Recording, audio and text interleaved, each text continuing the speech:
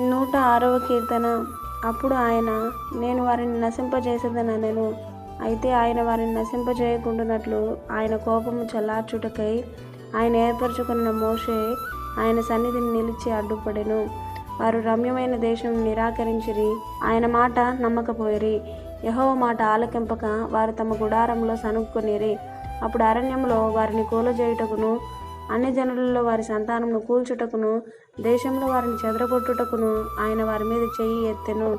మరియు వారు బయల్పెయోరును హత్తుకొని చచ్చిన వారికి అర్పించిన బలిమాంసం భుజించిరి. వారు తమ క్రియల చేత ఆయనకు కోపం పుట్టింపగా వారిలో తెగులు రేగెను.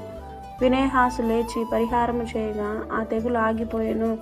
నిత్యము తరములన్నింటిను అతనికి ఆ పని నీతిగా ఎంచబడెను. మెరియా జలముల యొద్ద వారు ఆయనకు కోపం పుట్టించిరి. కావున వారి మూలముగా మోషేకు బాధ కలిగెను.